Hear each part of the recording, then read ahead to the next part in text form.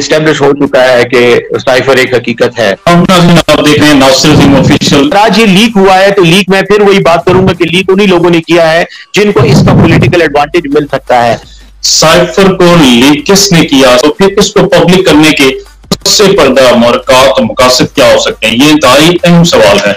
और जो लोग इसको हकीकत मानने से इनकार कर रहे थे वो लोग आज बैठकर साइफर की इस लीक के हवाले से जो लोग जो इससे पहले उसके वजूद से इनकार कर रहे थे वही अब उसको डिफेंड कर रहे हैं और ये कि इमरान खान के गिर्द एक और जाल बुनना चाहते हैं। लेकिन जहां तक इस लीकेज का ताल्लुक है तो ये तो एस्टेब्लिश्ड है इस पर तो कि इमरान खान ने ये लीक नहीं की। इमरान खान ने नासिर अजीम खान एडवोकेट आपसे मुखातिब, लीक करनी होती तो आज उसको लीक करने की क्या जरूरत है।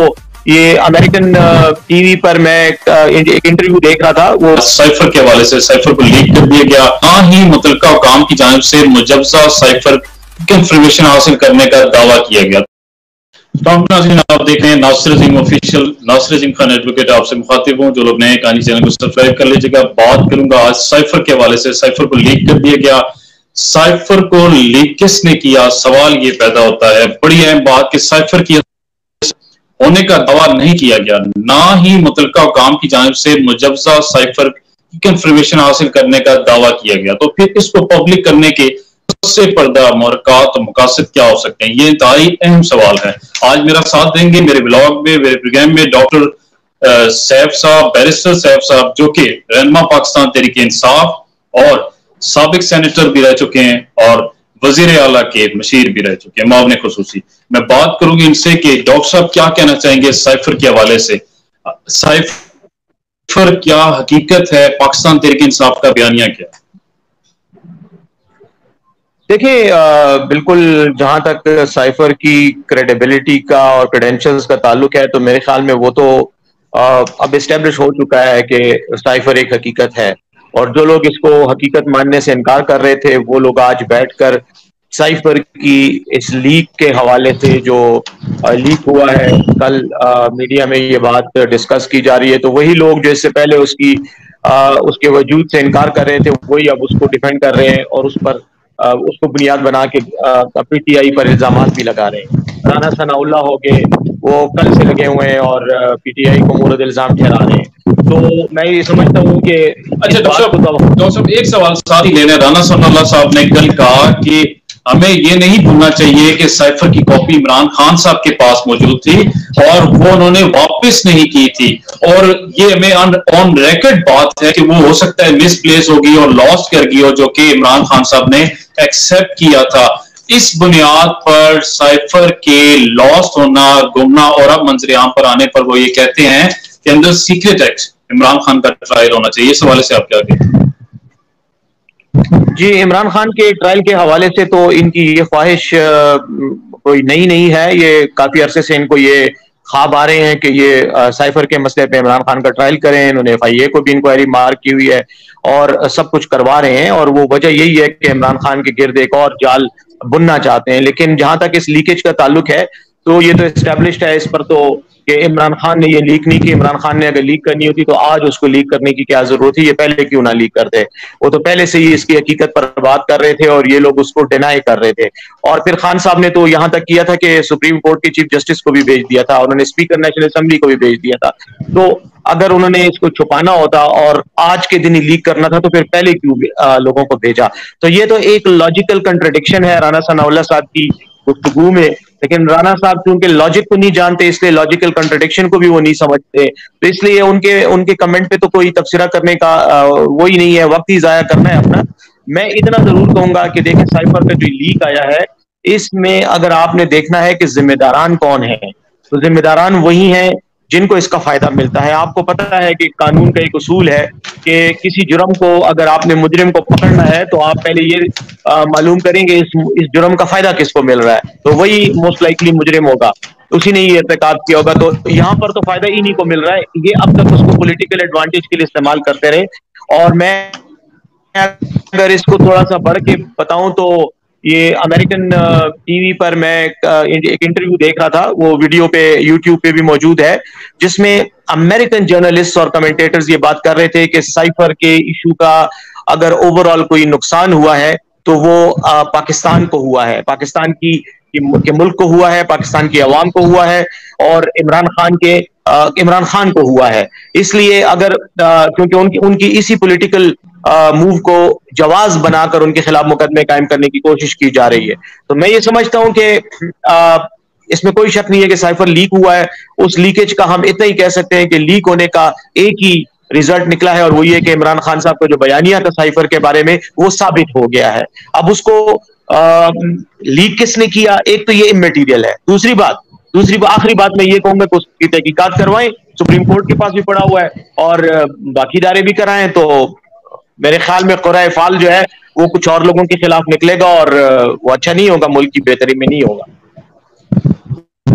اچھا ڈاکٹر صاحب، دو تھیوریز چل رہی ہیں. ایک یہ کہا جا رہا ہے کہ عمران خان کے جیل جانے کے بعد پاکستان تحریک انصاف نے خود یہ کاپی لیک کر دی ہو فائدہ لینے کے لیے، سمپتی لینے کے لیے. سیکنڈ یہ تھیوری ہے گورنمنٹ کا آخری دن چل رہا تھا اور گورنمنٹ نے خان صاحب کو مزید خوار کرنے کے لیے، مزید جیل میں رکھنے کے لیے توشہ خانہ کے بعد سائفر کیس کے حوالے سے کہیں گورنمنٹ نے نہ لیک کر دیا. آپ کی کیا رائے ہے اس پی ٹی آئی لیک کی؟ آپ کیا سمجھتے ہیں، کیا یہ گورنمنٹ کر سکتی ہے لیک؟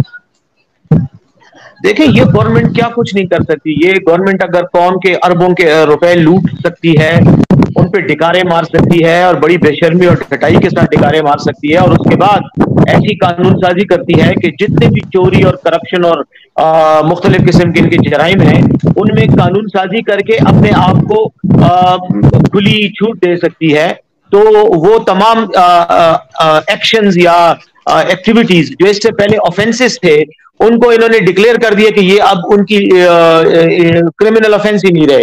تو ایسی اور اپنے آپ کو اربوں روپے کی چھوٹ دی. جو وزیر اعظم 11 ارب روپے کا الزام تھا اس پر غبن کا، منی لانڈرنگ کا، وہ آج اپنے آپ کو دودھ سے دھلا ہوا ثابت کر رہا ہے. ابھی زمزم سے نہا کر بالکل معصوم بن گیا ہے. تو ایسے لوگوں سے آپ کیا توقع کر سکتے ہیں؟ سائفر تو بہت معمولی چیز ہے، یہ تو پورا ملک بیچ کے کھا جائیں اور پھر بھی اپنے آپ کو معصومی گردانتے رہیں. بالکل انہوں نے کیا ہے، انہی کے اداروں سے لیک ہوا ہے، انہی کے لوگوں نے لیک کیا ہے، اور وہ اس کو عمران خان کے خلاف ایک نیا ہتھ کنڈے کے طور پہ استعمال کرنا چاہتے ہیں. اور آخری کمنٹ میں اس میں انہی کے وزیر دفاع جو تھے، وہ جن کو میں رانا بواسیر کہتا ہوں، سوری خواجہ بواسیر جو ہے، انہوں نے کچھ دن پہلے ٹی وی پر کھل کر یہ کہا تھا کہ عمران خان کے خلاف ہمارے پاس اور بھی بہت کچھ ہے، ہم اور بھی کیسز لائیں گے، اور توشہ خانہ کا کیس پہلا اور آخری کیس نہیں ہے. تو انہوں نے تو ایک سیریز آف جرائم جو ہے وہ اپنی طرف سے بنائے ہوئے ہیں، اور وہ عمران خان کے خلاف وقتاً فوقتاً لاتے رہیں گے.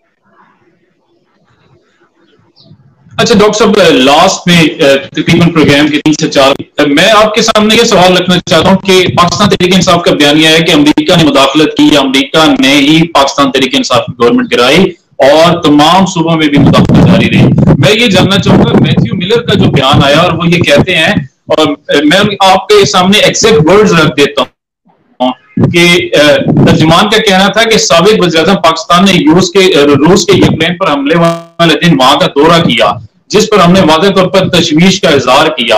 ایک سوال کے جواب میں امریکی محکمہ خارجہ کا کہنا تھا کہ سامنے آنے والی پاکستانی دستاویزات پر کوئی تبصرہ نہیں کروں گا. ساتھ میں وہ ترجمان مزید یہ کہتے ہیں کہ سامنے آنے والی دستاویزات پہ یہ ثابت نہیں کرتی کہ امریکہ نے پاکستان رہنما کا انتخاب کیا یا نہیں کیا. جو نیکسٹ کی بات کرتے ہیں، سابق پاکستانی سفیر بھی کہہ چکے ہیں امریکہ پر بات جھوٹے ہیں. یہ پاکستانی سفیر کی بات کر رہے ہیں. اس حوالے سے آپ کیا کہنا چاہیں گے؟ امریکہ ایکسپٹ نہیں کرتا کہ سائفر انہوں نے کوئی بھیجا. ناصر صاحب، میرا خیال تو یہ ہے کہ امریکہ کا جو سٹانس ہے وہ ان کے اپنے پولیٹیکل اور ریجنل جیو اسٹریٹجک جو ان کی کمپلشنز ہیں اس ریجن کے حوالے سے اسی کے تناظر میں سمجھنا چاہیے ہوگا. پہلی بات تو یہ ہے کہ پاکستان پر انہوں نے دباؤ ڈالا ہے، اس میں کوئی شک نہیں ہے. پاکستان سے ان کو ناراضگی تھی کہ عمران خان صاحب نے روس کا دورہ کیوں، پاکستان سے ان کو یہ ناراضگی تھی کہ پاکستان کیوں بائی لیٹرل تعلقات جو ہے وہ روس کے ساتھ بنا رہا ہے.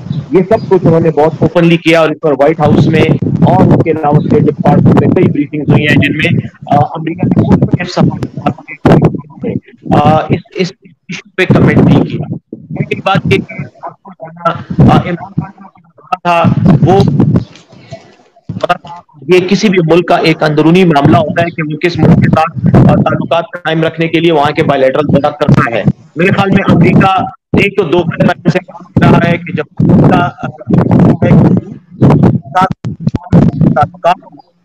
وزیر اعظم کا روس جانا یہ ان کے لیے ایک ناخوشگوار سٹیپ تھا، لیکن دوسری طرف اور یہ کہتے ہیں کہ یہ پاکستان کا اندرونی معاملہ نہیں تھا، لیکن جب دوسری طرف عمران خان صاحب کے خلاف خانہ کے میں بات ہوتی ہے اور سوال کیا جاتا ہے تو وائٹ ہاؤس کا یہی ترجمان کہتا ہے کہ یہ پاکستان کا اندرونی معاملہ ہے.